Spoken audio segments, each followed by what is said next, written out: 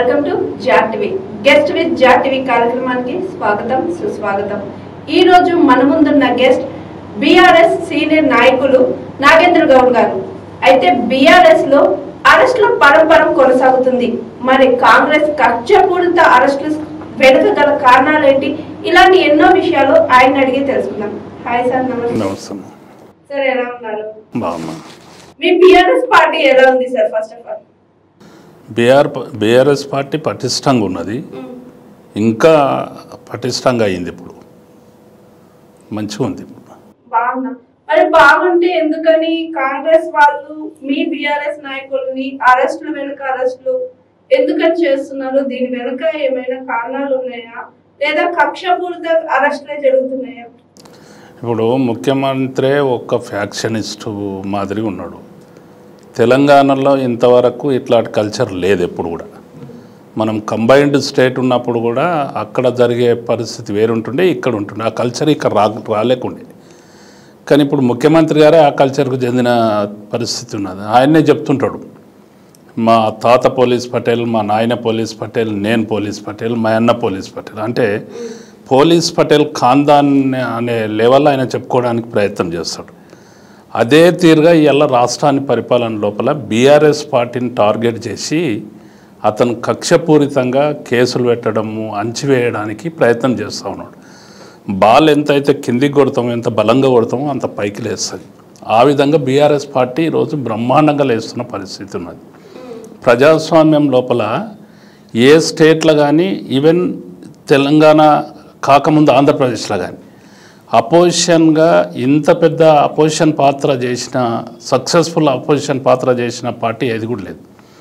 అసెంబ్లీలో కానీ, ప్రజలలో కానీ, ప్రభుత్వ వ్యతిరేక విషయాలు కానీ, అనేకమైన విషయాలు డెఫినెట్గా ప్రజల్లోకి తీసుకెళ్తున్నాం, ప్రభుత్వాన్ని ఎండగడుతున్నాం। ఆ విధంగా పార్టీ అపోజిషన్లో కూడా, ప్రతిపక్షంలో కూడా ఎదుగుతుంది। కాబట్టి దాన్ని జీర్ణించుకుని లేని కాంగ్రెస్ పార్టీ ఈరోజు అక్రమ కేసులు పెట్టి, అన్యాయంగా కేసులు పెట్టి, దానికి ఒక ప్రొసీజర్ లేకుండా, ఓ పద్ధతి లేకుండా ఆ విధంగా చేసుకుంటూ పోతూ ఉన్నారు। దాన్ని ప్రజలే గమనిస్తూ ఉన్నారు। ప్రజలు న్యాయ నిర్ణేతలు వాళ్ళే, డెఫినెట్గా ప్రజలు టైం వచ్చినప్పుడు నిర్ణయం తీసుకుంటారు। అయితే సార్, ఆ పెద్దోళ్ళు ఒక సామెత చెప్తారు, పొగలేందే నిప్పు లేదే పొగ రాదు అని। అయితే మీ అంటే ఈ బీఆర్ఎస్ నాయకుల వెనక అరెస్ట్ లో కక్షపూరిత అని మీరు అంటున్నారు కదా, కానీ వాళ్ళు ఏదో ఒక ఎడ్యుకేషన్ లో ఏదో ఒక నేరం చేస్తుంటేనే అరెస్ట్ లో పరంపర కొనసాగుతుంది కదా। మీరు అంటున్నారు కక్షపూరిత ఆ కక్షపూరిత లోపల ఏముంది, ఎందుకని అరెస్టులు కొనసాగుతున్నాయి? ఇప్పుడు నిప్పు లేనిదే పొగరాదు అనే పాయింట్ ఏదై మాట్లాడుతున్నారు, నిప్పు ఉన్నది నిజంగా కూడా। ఏముంది నిప్పు అంటే, మేము వాళ్ళని ఎక్కడ కూడా వాళ్ళు ఇచ్చిన హామీలు కానీ, వాళ్ళు ఇచ్చిన 6 గ్యారంటీలు కానీ, ఎన్నికల లోపల మోసపూరితంగా ఏదైతే వాళ్ళు ప్రజలకు సాధ్యం కానీ అసాధ్యమైన హామీలు ఏదైతే వాళ్ళు ఇచ్చొచ్చారో వాటిని నెరవేర్చమంటున్నాం। అదే నిప్పు।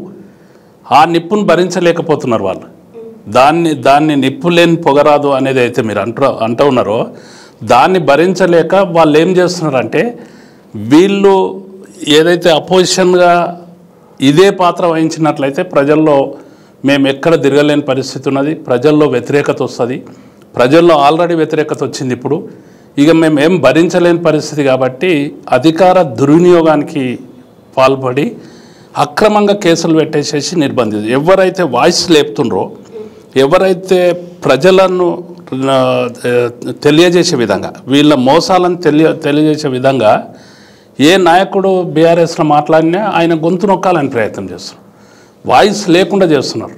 మనం సభ నుంచి తీసుకుంటే కూడా బయటి వరకు కూడా ఇప్పుడు అనేకమైన కార్యక్రమాలు జరుగుతూ ఉన్నాయి, ఏ వీటిని కూడా వాళ్ళు నెరవేర్చలేరు। కాబట్టి వాటి అన్నింటిని అడుగుతున్నాం మేము।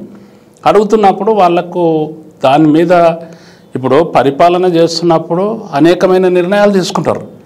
ఆ నిర్ణయాలనే తప్పుపట్టి ఆ విధంగా వాళ్ళ మీద కేసులు పెట్టి, అధికారం ఉన్నది కాబట్టి పోలీసును ఉపయోగించేసి అక్రమంగా కేసులు పెడుతున్న పరిస్థితి, పైశాచిక ఆనందం పొందుతున్న ముఖ్యమంత్రి గారు। కానీ ఎక్కడ కూడా ఇది పర్మనెంట్ కాదు। పోలీస్ వ్యవస్థను, పోలీస్ రాజ్యాన్ని ప్రయోగించి ఎవరైతే పరిపాలన చేశారో ఎక్కడ కూడా ముందుకు రాలేంతవరకు, ఇప్పుడు కూడా రాదు. ఈ అక్రమ కేసులు అనేది తాత్కాలికం. ఈ కేసులతోని ఆయన నివారించలేడు. ఆయన ఇచ్చిన మాట నెరవేర్చుకోవాలి. అది ఏ విధంగా జరుగుతుంది, ఏ విధంగా చేస్తుంది, ప్రతిపక్షాన్ని కూడా కలుపుకొని కొత్తగా అయిన రాష్ట్రం 10 సంవత్సరాల్లో బ్రహ్మాండంగా పరిపాలన చేసుకున్నాం, అనేకమైన పథకాలు చేసుకున్నాం. వాటన్నిటినే కనిపించకుండా చేస్తా, లేకుంటే వేరే వ్యక్తులే ఉండొద్దు అని దుర్మార్గంగా ఏదైతే ప్రవర్తిస్తుందో ప్రభుత్వము ఆ విధంగా జరుగుతుంది. కాబట్టి అందుకని అక్రమ కేసులు పెడతా ఉన్నారు. ప్రజల్లో తిరుగుబాటు వస్తున్నది. ప్రజల తిరుగుబాటు అనేది ఇమ్మీడియట్ కనిపించేది వాళ్ళకి టైం వచ్చినప్పుడు డెఫినెట్గా తిరుగుబాటు చేస్తారు. టైం రావాలి వాళ్ళకి. ఆ విధంగా ఈరోజు లోకల్ బాడీస్ ఎన్నికలు తీసుకోండి మీరు.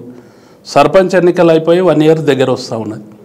అదేవిధంగా మండలాలు, జిల్లా పరిషత్, స్పెషల్ ఆఫీసర్స్ నేచర్, రేపియాలకు మున్సిపాలిటీలు వస్తున్నాయి, కార్పొరేషన్స్ వస్తున్నాయి. వాటికి ఎన్నికలకు పోయే పరిస్థితి లేదు కదా ప్రభుత్వము. ఎక్కడ కూడా ఎన్నికల్లో నిలబడే పరిస్థితి కూడా లేదు, ఎన్నికలు జరిపే పరిస్థితి కూడా. స్పెషల్ ఆఫీసర్ పరిపాలన జరుగుతున్నది ఈరోజు.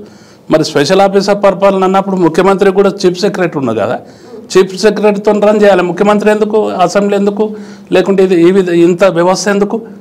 అందుకని నేను ఏమంటున్నంటే ప్రజాస్వామ్యంలో ప్రజలతోని ఎన్నికలు కూడా నిర్వహించలేని పరిస్థితి లోపల రాష్ట్ర ప్రభుత్వం ముఖ్యమంత్రిగా రేవంత్ రెడ్డి గారు కొనసాగిస్తూ ఉన్నాడు. అక్రమంగా కేసులు పెడుతున్నాడు. ముమ్మాటికి అక్రమ కేసులు ఇవి.